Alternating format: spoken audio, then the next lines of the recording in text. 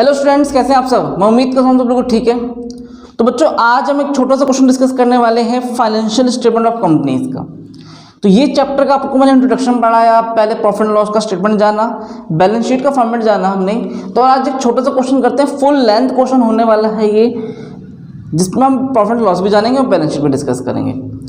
सबसे पहले आपको मैं एक बात कहना चाहूँगा, जो बच्चा ये वीडियो देखेगा वो बच्चा सबसे पहले इसका इंट्रोडक्शन समझे, इंट्रोडक्शन देखे, पहले आइटम्स की पहचान करे, उसके बाद क्वेश्चन स्टार्ट करें। और जो क्वेश्चन वो करवाने वाला हूँ 2017 में एग्जाम में आया हुआ क्वेश्चन है, तो काफ़ी इंपॉर्टेंट क्वेश्चन है। तो देखो, जो क्वेश्चंस पहले आ चुके हैं उन्हीं को थोड़ा हम रिपीट करते हैं, चांसेस है उनके दोबारा आने के। तो क्वेश्चन में ध्यान दो। The auto parts manufacturing company limited was registered with the authorised capital 10 lakh divided into shares of 10 each. तो 10 लाख ऑथराइज्ड कैपिटल है और आपने क्या किया, 10 रुपये का एक शेयर है, of which 40,000 shares has been issued and fully paid. The following is the trial balance extract on 31 March 2021। आपको पूरा ट्रायल बैलेंस गिवन है। You are required to prepare profit and loss for the year ending 31st March 2021 and prepare balance sheet. After the following consideration, the following adjustments. Number 1, 31st March 2021 outstanding manufacturing wages, outstanding office salaries 1,819, 1,200 respectively. तो सबसे पहले बेटा टिक कर लो, manufacturing wages पर टिक कर लो और आपके office salary पर टिक कर लेंगे। तो जिस पर एडजस्टमेंट होती है उस पर टिक करने के क्या फ़ायदे हैं। पहली बात, अगर आपने इस पर टिक कर लिया तो आपको पता चल जाएगा कि अगर हम जब भी क्वेश्चन स्टार्ट करेंगे करना तो वो समझ में आ जाएगा यहाँ कोई ना कोई बात है, यहाँ कहीं ना कोई गहराई छुपी है, और गहराई छुपी है तो आपको उस पर ज़्यादा ध्यान देना पड़ेगा। टिक करते चलो फटाफट। Provided for interest on bank loan 6 month, bank loan पर टिक कर लो। ऊपर एक लाइन मिस कर दी, वो लाइन पढ़ना। On the same date stock दे रखा है 1,24,840, लूज टू 10,000। डेप्रिसिएशन प्लांट मशीनरी है, ऑफिस फर्नीचर टिक कर लो। प्लांट मशीनरी पे प्लांट मशीनरी और फर्नीचर पे टिक करो। राइट ऑफ प्रीमियम एक्सपेंसेस दे रखा है, make a provision of for income tax 30%। The director recommended the middle first dividend 15% for the first year ending 31st March 2021 after a transfer 6,000 to general reserve, corporate dividend tax 20%। ये full length question है, पूरा question बहुत गहराई वाला question है। तो start करते हैं। सबसे पहले स्टार्टिंग, तो सबसे पहले हम क्या लिखेंगे, रिवेन्यू फ्रॉम ऑपरेशन, इसे हम नेट सेल कहते हैं। नोट नंबर 1, अगर रिवेन्यू फ्रॉम ऑपरेशन ना दे रखा हो तो नोट 1 बनाएंगे, और 1 में क्या लिखेंगे समझना, गहराई समझना। देखो यहाँ पर परचेज एंड सेल्स है, परचेज का बैलेंस डेबिट में होगा, सेल्स का बैलेंस क्रेडिट साइड होगा। तो क्रेडिट में चेक करो, 11,69,900 सेल्स, 11,69,900 माइनस सेल्स रिटर्न। देखो सेल्स रिटर्न का बैलेंस डेबिट साइड चेक करो, 12,680। आप लोग कैलकुलेटर माइनस करो फटाफट। 0, 10 में से 8 गया 2, 7, 8 में से 6 गया 2, 7, 5, 11,57,220। यहां हम लिखेंगे अदर इनकम। अदर इनकम पहले चेक कर लो, कोई अदर इनकम वगैरह है। Wages, manufacturing expenses, carriage inward, bank loan, fees, premium expenses, free hold premises, यहाँ पर कुछ भी नहीं है। अदर इनकम मतलब क्या, रेंट रिसीव, कमीशन रिसीव, जो भी इनकम्स वगैरह होता तो हम बात करते। नहीं है तो एक काम करो, ब्लैंक कर दो, आगे चलो। 1157 to 20 टोटल रिवेन्यू। यहाँ हम बात करेंगे एक्सपेंसेस। तो एक्सपेंस में नंबर 1 पे क्या आता है, कॉस्ट ऑफ गुड्स कंज्यूम। इसके लिए चेक करो, ओपनिंग स्टॉक चेक करो, कंज्यूम्ड के बारे में चेक करेंगे, ओपनिंग स्टॉक प्लस परचेज। कुछ है यहाँ पे, ऐसा कुछ भी नहीं है। कॉस्ट ऑफ गुड्स कंज्यूम तभी निकाल पाओगे जब आपके पास ओपनिंग स्टॉक होगा, कंज्यूम गुड्स जो, ठीक है। और plus purchase minus closing stock की बात करेंगे। तो opening stock plus purchase minus closing stock, जो भी आप रॉ मटेरियल वगैरह की बात करते हैं, बट यहाँ पर कोई भी रॉ मटेरियल की बात गिवन नहीं है, छोड़ देंगे इसे। एक्सपेंसेस में और क्या क्या लिखेंगे, purchase of stock and trade,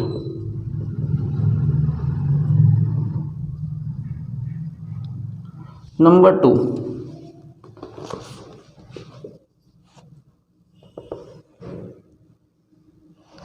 purchase of stock in trade का देखो समझना,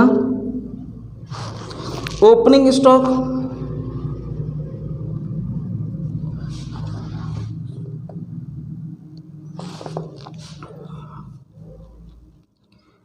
परचेज, बच्चों क्या आएगा पहले यहाँ पर परचेज, कितना परचेज गिवन है 7,18,210 माइनस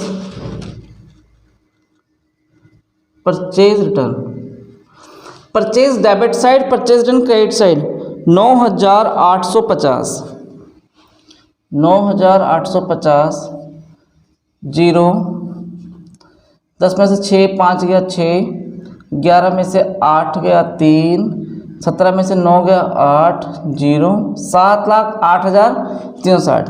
अब देखो परचेज करने पे क्या कुछ खर्चा हुआ है, कैरेज इनवर्ड, तो कैरेज इनवर्ड भी किसका पार्ट हो जाएगा, इसी का पार्ट है, क्योंकि कच्चा माल लाने पे जो हमने पैसा खर्च किया।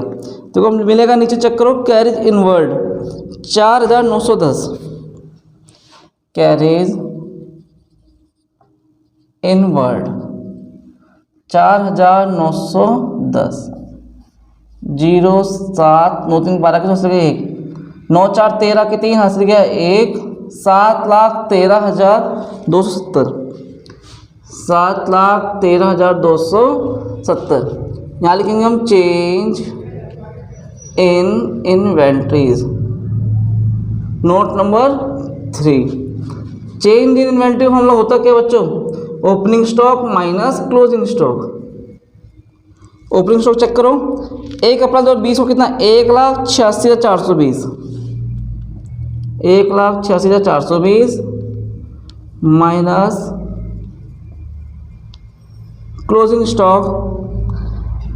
एडजस्टमेंट चेक करो, on the same date stock was valued 1,24,840, 1,24,840 zero, 12 में से 4 गया 8, 15 यहाँ बच्चा 3, 13 में से 8 गया 5, 5 में से 4 गया 1, 8 में से 2 गया 6, 61,580, 61,580। अब हम क्या लिखेंगे यहाँ पर, employees benefit expenses, note number 4। एक काम करो, पहले इतना कॉपी करो फिर देखते हैं। देखो note number 4, employment benefit expenses. देखो नाम से फील करना, एम्प्लॉयमेंट के बारे में बात हो रही है यहाँ पर, ठीक है, एम्प्लॉयज़ के बारे में। देखो एम्प्लॉयज़ को हम कुछ भी पे करेंगे एज अ वेजेस, सैलरी, कुछ भी हम पे करते हैं वो कब क्या कहलाता है, एम्प्लॉय बेनिफिट एक्सपेंसेस। चेक करो, मैन्युफैक्चरिंग वेजेस, मैन्युफैक्चरिंग वेजेस 1,09,740। अब देखो इसके ऊपर टिक लगवाया मैंने आपसे, चेक करना, जब क्वेश्चन पढ़वाया था टिक लगवाया था। टिक का मतलब कुछ बात है, गिवन है, पढ़ो। Outstanding manufacturing wages 1,890। आउटस्टैंडिंग मतलब देना है, दिया नहीं है, ऐड कर देंगे 1,890 रुपये। 0 9 4 13 के 3 हंस गए 1, 8 और 8 16 के 6 हासिल गया 1, 10 और 1 11 की 1 हासिल गया 1, 2,11,630। आगे चलो, ऑफिस सैलरीज, ऑफिस सैलरीज टिक लगा है कहीं ना कहीं, देखो टिक लगा हुआ है, टिक लगा है तो मतलब बातचीत है कहीं ना कहीं। 17,870, 17,870 में ऐड करेंगे आउटस्टैंडिंग। चेक करो कितना आउटस्टैंडिंग है, 1,200 रुपये। 0 7 10 की 0, 1 और 7 8 और 1 9, इन दोनों को ऐड करो। देखो और कोई खर्चे तो नहीं है, चेक करो, और कुछ खर्च सैलरी वगैरह नहीं है। 0 7 3 10 की 0 हासिल किया 1 और 6 7 9 और 10 की 0 हासिल किया 1 2 2 1 3 2,30,700 2,30,700। अभी हम बात करेंगे फाइनेंस कॉस्ट की, एक बात करेंगे डेप्रिसिएशन एंड अमोर्टाइजेशन, क्योंकि इसके बारे में इंफॉर्मेशन गिवन है तो है होगा कहीं ना कहीं, और एक अदर एक्सपेंसेस। इन सबको ऐड कर देंगे तो क्या बन जाएगा, टोटल एक्सपेंसेस।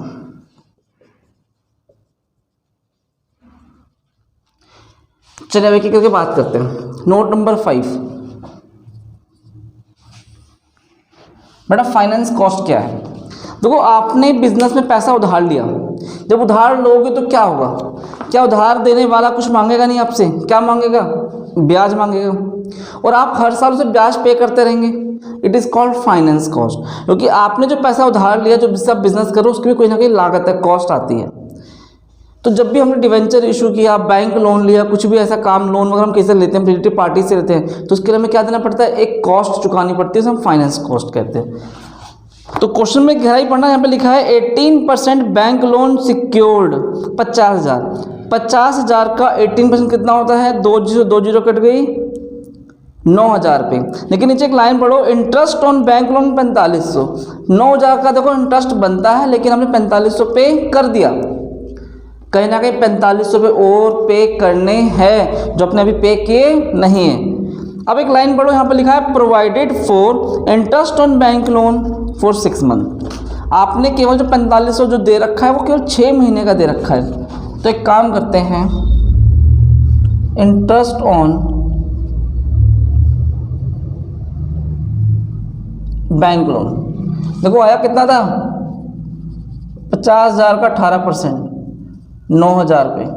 4500 आप दे चुके हो, 4500 रुपये और देने बाकी है। चेक करो कोई और का कॉस्ट है क्या, नहीं है, 4500 रुपये, सॉरी 9,000 रुपये आ जाएगा।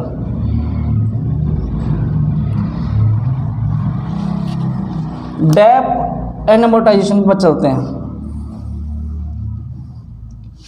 6 पे देखो, इसके लिए एडजस्टमेंट पे टिक करना, एडजस्टमेंट नंबर 3 पे depreciation on plant and machinery to provide 15% while on office furnitures to be 10%। आपके पास जो प्लांट एंड मशीनरी है उसका 15% करना पड़ेगा। तो कितना प्लांट एंड मशीनरी है, 1,28,400। Dep on plant and machinery 1,28,400 का 15%। ये कैलकुलेटर निकाल लो फटाफट अपने पास, कैलकुलेटर से कैलकुलेट करो। 5 चौक 20 की 2, 5 अट्ठे 40, 2 42 की 2 4, 10 से 14 की 4 से 1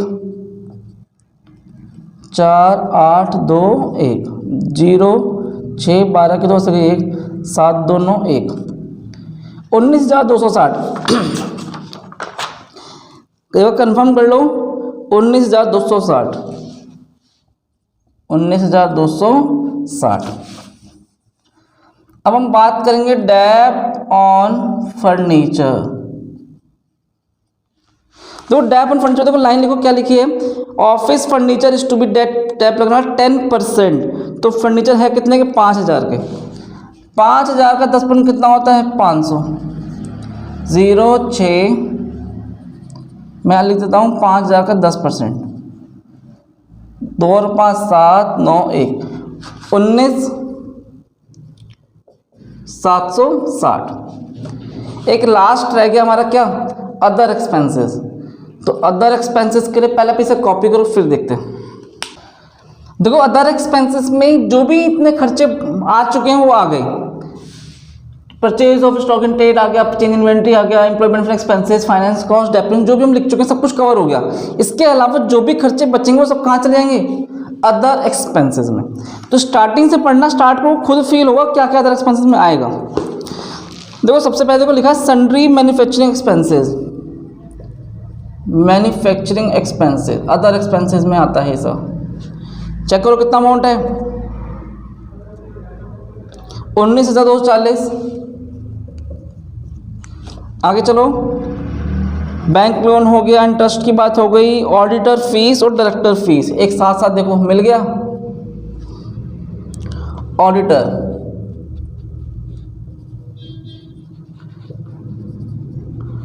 और director fees, auditor fees cheque करो कितना दे रखा है, 7,600, 8,600 और डायरेक्टर फीस है आपके पास 26,250। आगे चलो, प्रिलिमिनरी एक्सपेंसेस, प्रिलिमिनरी एक्सपेंसेस तो प्रिलिमिनरी एक्सपेंसेस वो खर्चे होते हैं जो बिजनेस अब स्टार्ट कर तो खर्च करना पड़ता है। और पूरे एक एडजस्टमेंट नंबर 4 पर टिक कर लो, राइट ऑफ प्रिलिमिनरी एक्सपेंसेस, सारे एक्सपेंसेस जो प्रिलिमिनरी राइट ऑफ हो रहे हैं कितने के थे, 6,000 के। आगे देखते हैं, डेप लग गया, फ्री होल्ड प्रीमाइसी एसेट्स होता है, लूज टूल्स, लूज टूल्स देखो पहले 12,500 के थे, अब कितने हो गए हैं, 10,000। क्या लिख दूंगा यहाँ पर मैं, कंज्यूम ऑफ लूज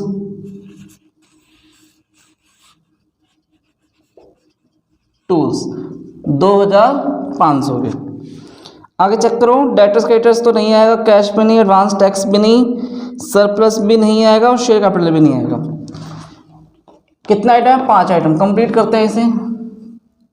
0, 5 और 4 9, 9 का 9, 2 और 6 8, 8 तो 10, 10 और 5 15 की 5, 15 की 5 हासिल गया 1, 10 18 6 24, 24 और 8 32 की 2, 3 और 1 4, 4 और 2 6, 62,590।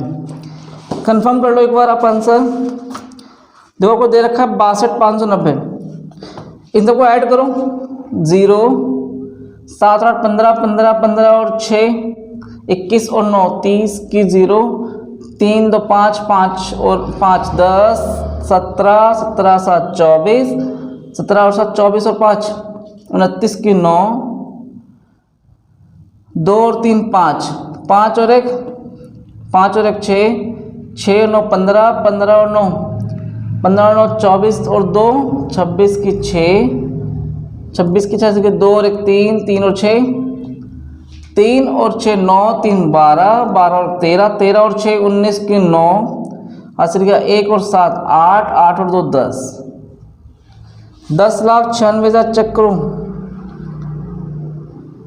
9,96,900 आना चाहिए, कहीं ना कहीं मिस्टेक हो गई है, चेक करें कहाँ गड़बड़ हो गई थी। 8 से 15 की 5 15 और 6 21 और 9 21 और 9 30 की 0 3 2 5 5 और 5 10 17 17 और 7 24 24 5 29 की 9 हासिल की 2 2 और 3 3 2 और 3 5 और 1 6 6 और 9 15 15 और 9 24 24 और 2 26 की 6 हासिल किया 2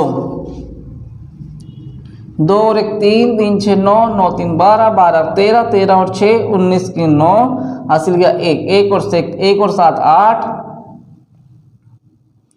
8 और 2 10 बार बार 10 ही हो रहे हैं। एक सेकेंड एम्प्लॉय बेनिफिट एक्सपेंसेस पे नजर मारना। एम्प्लॉय बेनिफिट एक्सपेंसेस हमने ज़्यादा लिख दिया, ये है 1,30,700 और कितना आ जाएगा ये 9,96,000।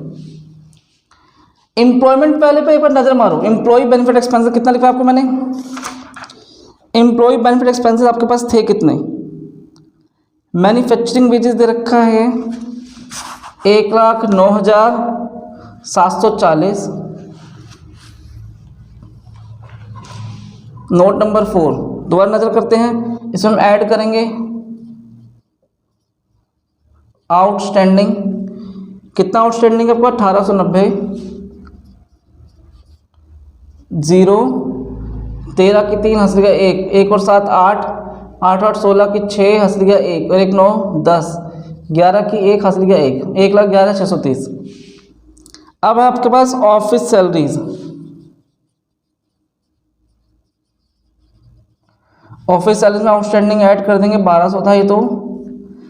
देखो ऑफिस सैलरीज दे रखी है आपके पास 17,870, तो 0 7 10 की 0 से 1 और 7 8 और 1 9 19,000, 0 0 7 सही है, 1 और 9 10 की 0 से 1 2 और 1 3 1,30,700। अभी जो आपने कॉपी किया उसमें लिखा था 2, वो गड़बड़ हो चुका है, 2 नहीं है यहाँ पे, कितना आएगा 1,30,700। अब आपको क्या करना है बेटा, PBT प्रॉफिट बिफोर टैक्स 1 में से 2 वाले को क्या कर देंगे माइनस, टोटल रिवेन्यू में से माइनस करेंगे 0, 2 में से 0 गया 2, 12 में से 9 गया 3, 6 में से 6 गया 0, 15 में से 9 गया 6, 10 में से 9 गया 1, 1,60,320। अब देखो 1,60,320 तो आ चुका है। आगे लाइन पढ़ना, make a provision for income tax 30%। आपको इनकम टैक्स देना पड़ेगा भाई 30%, और 30% आपका कितना आता है चेक करते हैं, माइनस कमाया है तो टैक्स देना पड़ेगा, तो 1,60,320 का 30%, 3 दूनी 6, 3 तिया 9, 3 6 18, 48,096। इसे क्या नाम देंगे, प्रॉफिट आफ्टर टैक्स। 10 में से 6 गया 4, 11 में से 9 गया 2, 2 में से 0 गया 2, 10 में से 8 गया 2, 5 में से 4 गया 1, 1,12,224। ये क्या आ गया आपके पास, प्रॉफिट आफ्टर टैक्स। अभी केवल एक छोटा सा पार्ट कंप्लीट किया है, हम क्या बनाएंगे इसके बाद, बैलेंस शीट। तो पहले आप इसे फुल लेंथ कॉपी कहाँ तक कॉपी कर लो कंप्लीट, फिर हम बात करते हैं। देखो बैलेंस शीट पर चलते हैं, और बैलेंस शीट का फॉर्मेट मैंने आपको यहाँ पर बनाया है छोटा सा। हेडिंग का डालेंगे बैलेंस शीट और पर्टिकुलर्स अमाउंट, वर्टिकली फॉर्म में बनेगा। नंबर 1 पे क्या आता है, equity and liabilities. Equity and liabilities के अंदर बेटा सबसे पहले क्या आएगा, शेयर होल्डर फंड, और शेयर होल्डर फंड के अंदर ये तुम्हारा हो गया main head. Share holder fund हमारा क्या हो जाता है, मेन हेड होता है। मैंने इसे क्लोज कर दिया है। ए पे शेयर कैपिटल, बी पे रिजर्व एंड सरप्लस। अब तक हमने कितना कंप्लीट किया था, नोट्स चेक करो 7, तो ये 8 हो जाएगा और यहाँ पर 9। तो नोट नंबर 8 क्या कहता है और नोट नंबर 9 भी क्या कहना चाहता है, समझते हैं, गहराई समझना। देखो शेयर कैपिटल में क्या आएगा, शेयर्स जो भी हमारे इक्विटी शेयर्स है, प्रेफरेंस शेयर्स वगैरह है, चेक करो। शेयर कैपिटल दे रखा है 4 लाख, सबसे लास्ट में जो चेक करो मिला, तो क्या आ जाएगा पर 40,000 shares at the rate 10 each. 10 each है ना, 10 ईच है, 4 लाख। तो आपके पास पैसा आ गया 4 लाख शेयर कैपिटल। 9th में देखो रिजर्व एंड सरप्लस में क्या क्या आएगा। देखो सरप्लस दे रखा है 1 अप्रैल 2020 को 38,640। ओपनिंग प्रॉफिट मुझे गिवन है 38,640, 38,640 गिवन है। हमने करंट ईयर का profit, current year profit check करो कितना कमाया आपने। अभी जो हमने बनाया था प्रॉफिट एंड लॉस 1,12,224, तो हम 1,12,224 ऐड कर देंगे। 4 6 8 10 की 0 से 1 और 1 और 3 4 और 1 5, 1,50,864। अब देखो नीचे एक लाइन पढ़ना, director recommended the first dividend 15% for the year ending 31 March 21 after the transfer 6,000 to general reserve. आपको 6,000 जनरल रिजर्व में ट्रांसफर करने पड़ेंगे, तो 6,000 यहाँ से माइनस कर देंगे। तो 6,000 मैंने यहाँ से माइनस कर दिया, तो कितना आया 1,04,6 8 10 में से 6 गया 4, ये आपका देखो प्रॉफिट बच गया। सरप्लस बोल लो, और जो 6 जनरल में ट्रांसफर किया है वो भी तो part of reserve and surplus, yes या नो, जनरल रिजर्व। तो 6,000 हम यहीं लिख देंगे, तो कितना हो जाएगा लेते के बाद वही आ जाएगी 1,50,864। तो आपके पास रिजर्व एंड सरप्लस कितना है? 1,50,864। देखो टोटल प्रॉफिट में आपने 6,000 रिजर्व के नाम का अलग कर दिए, जो बचा वो तो आपके पास सरप्लस है, अवेलेबल प्रॉफिट है, उसमें सब डिविडेंड वगैरह डिस्ट्रीब्यूट करेंगे। आपने फाइनली इसमें क्या ऐड करना पड़ेगा? General reserve, it is a part of reserve and surplus. तो इतना प्रॉफिट प्लस 6,000 वो लेने के बाद कहाँ पहुंच गए? 1,50,864 तक। Number 2, non current liability. इसमें क्या लिखेंगे? Long term borrowing.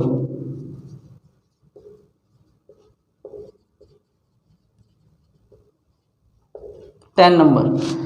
देखो लॉन्ग टर्म बोरिंग में, देखो मुझे दिख रहा है लॉन्ग टर्म बोरिंग के बारे में क्वेश्चन पढ़ना। क्वेश्चन में देखो हमने गहराई समझी थी। यहाँ गिवन था बैंक लोन 18% बैंक लोन, कितना रुपए है? 50,000 रुपये। और कुछ चेक करो, नहीं है। अब देखो जो इंटरेस्ट ऑन बैंक लोन है ना, आउटस्टैंडिंग वाला, वो यहाँ नहीं आएगा, वो शॉर्ट टर्म लायबिलिटी में चला जाएगा, करंट लायबिलिटी में। वो तो इतना ही लिख देंगे, केवल 50,000 रुपये।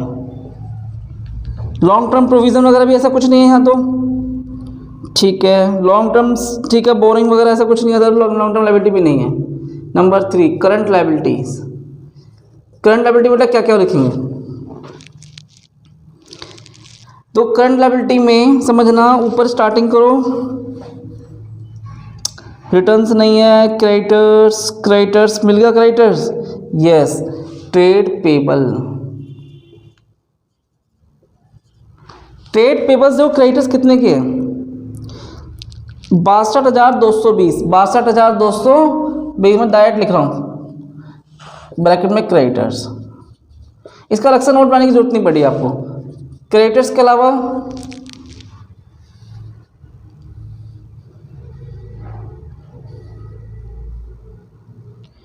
अदर करंट लायबिलिटी भी लिखेंगे। और एक देखो शॉर्ट टर्म प्रोविजन। अब ये अदर करंट लायबिलिटी कौन सी है और short term provision? Short term provision में देखो केवल आपका प्रोविजन, आपका इनकम टैक्स आ जाएगा। कितना इनकम टैक्स था? 48,096। चेक करो करंट ईयर का 48,096 करंट ईयर CY। तो ये भी काम ऐसे चल जाएगा। अब आपके पास एक लास्ट रह गया अदर करंट लायबिलिटीज। तो अदर करंट लायबिलिटीज के लिए आपको पहले से कॉपी करो, फिर देखते हैं। देखो अदर करंट लायबिलिटी में समझना क्या क्या आएगा। कुछ आइटम्स देखो कंफर्म है, जो लिख देते हैं यहाँ पर directly. Outstanding manufacturing expenses, outstanding office salaries, it is other current liabilities. Amount कितना कितना है?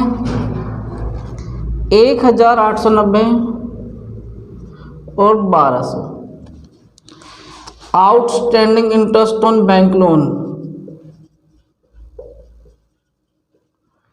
4,500 रुपये।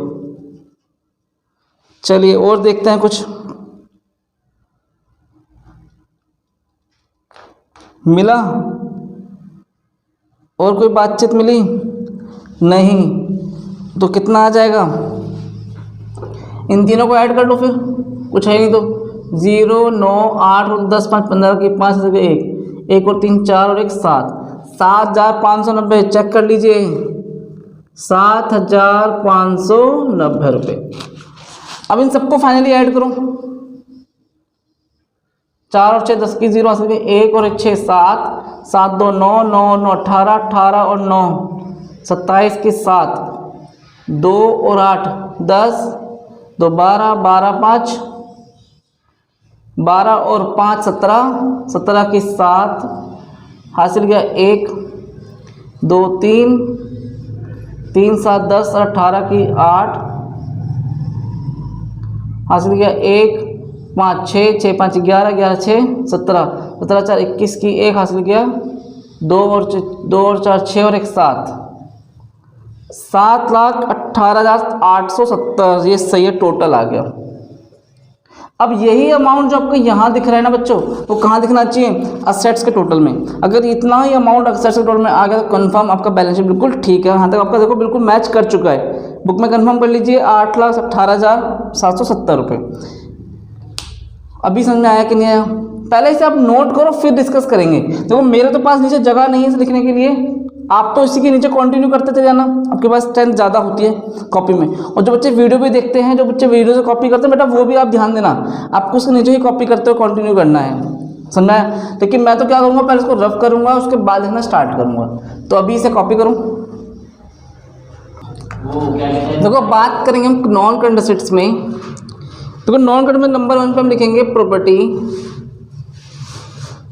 Comma plant and equipment. Note number 12। तो नोट नंबर 12 क्या कहता है? टेंजिबल एसेट्स के बारे में बात करेंगे भी हम। इन्हें चेक करो। Free hold premises, free hold premises कितना आपके पास? 1,64,210। Plant and machinery 1,28,400 minus dep. तो डेप कितना लगा इसके अंदर आपके पास? डेप आपके पास आया था, चेक करो, 19,260। तो 19,260। 0 10 में से 6 गया 4, 3 में से 2 गया 1, 18 में से 9 गया 9, 1 में से गया 0, 1,09,140। इसके बाद आपका एक फर्नीचर, फर्नीचर है आपके पास 5,000 माइनस डेप 500, 4,500। दो उसके बाद तो ऐसा कुछ और है नहीं, तो इसे क्लोज करूँ। 0 5 3 और 5 8, 9 4 13, 13 और 4 17 की 7 हासिल गए, 1 और 6 7, 1,77,850।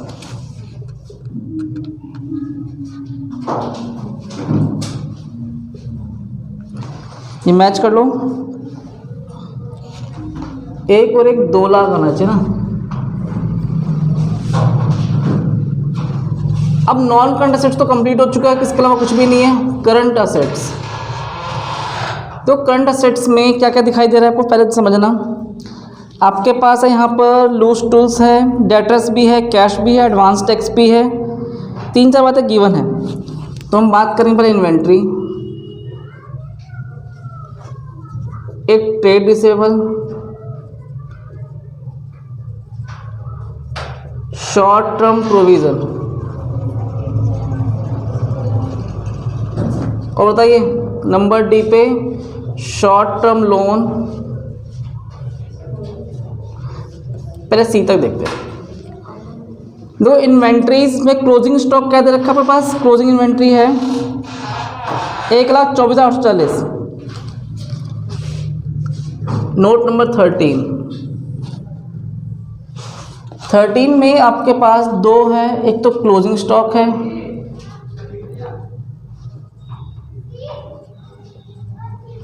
और एक लूज टूल्स है। दोनों ही आपके पास इन्वेंट्री है। 1,24,840 और लूज टूल 10,000, 1,34,840, 1,34,840 यहाँ आ जाएगा। ट्रेड रिसीवेबल में देखो नीचे एक लाइन दे रखी है, डेटर्स दे रखा है 1,05,400 और यहाँ तो कोई बैड डेट्स भी नहीं है, सेम कॉपी कर देंगे 1,05,400 डेटर्स। शॉर्ट टर्म प्रोविजन देखो, शॉर्ट टर्म लोन्स एडवांस आएगा। शॉर्ट टर्म, आप करंट असेट्स की बात कर रहे हैं, लोन एंड एडवांस। देखो शॉर्ट टर्म लोन्स एडवांस में इनकम टैक्स था एक, नोट बना लेते हैं इसका भी। Note number 14।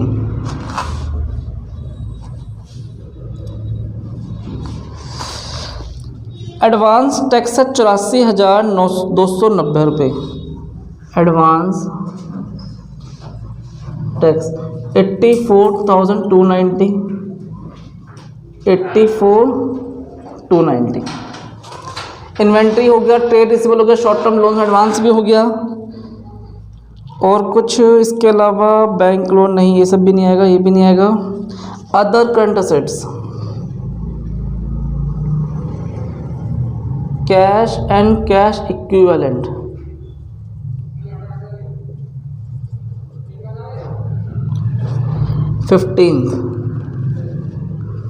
दो 15 में क्या क्या गिवन है?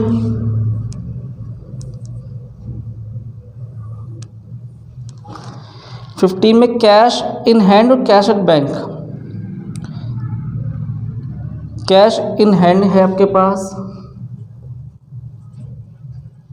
और एक पैसा बैंक में, इन दोनों को ऐड करेंगे 19,530 यहाँ आ जाएगा और एक 96,860, 0,9,5,13 कितने यहाँ से गए? 10, 6, 16 के 6 से गए, 2 और 9, 11, 1,16,390 मैच करो, ये मैच कर गया 1,16,390 रुपये। तो आपके पास क्या क्या आ चुका है चेक करो। ये हमने बनाया था प्रॉपर्टी प्लांट एंड इक्विपमेंट के लिए, कंप्लीट हुआ। फिर हमने बनाया इन्वेंट्रीज के लिए, ये जाना। फिर हमने बात की ट्रेड रिसीवेबल्स, तो हम डायरेक्ट लिख दिया कॉपी से बुक्स में देख के। फिर हमने देखा short term loan and advance, कितना गिवन है? एडवांस टैक्स, जो पैसा आपने पहले ही पे कर दिया है, कितना दे रखा है? 84,290 रुपये। कैश एंड कैश इक्विवेलेंट कितना निकल गया? 1,16,390 रुपये। अब एक लास्ट में रह गया अदर करंट असेट्स। देखो अदर करंट असेट्स क्या कहता है, समझते हैं। पहले तो नोट करो फिर देखते हैं। देखो अदर करंट असेट्स आपको चेक करो, अदर करंट असेट्स में कहीं कुछ नहीं मिलने वाला। अदर में क्या कहेगा? प्रीपेड वगैरह आता है, प्रीपेड पहले ही पे कर दिया, ठीक है, वो अदर में चला जाता है। बट यहाँ पर ऐसा कुछ भी यहाँ पर नहीं है, अदर करंट असेट्स नहीं है, तो उसे ब्लैंक कर दो। अब इनको ऐड करो, 0, 5, 4, 9, 9, 9, 18, 8, 9, 27 की 7, 2 और 8, 10, 18, 4, 22, 22 और 5, 27 की 7, 2 और 7, 9, 9, 4, 13, 13 और 5, 18, 4, 22, 6, 22 और 6, 28 की 8, 2, 7, 9, 3, 12, 12 और 9, 21 की 1, 2 और 2, 4, 4, 3, 7। चेक करो कि ये नहीं था, तो टोटल कितना आ रहा है? 7,18,770 रुपये। और आपको चेक करना इक्विटी एंड लायबिलिटीज़ का जो बैलेंस था वो भी कितना आ रहा था? सेम। कोई डाउट किसी के मन में? इसे नोट करो।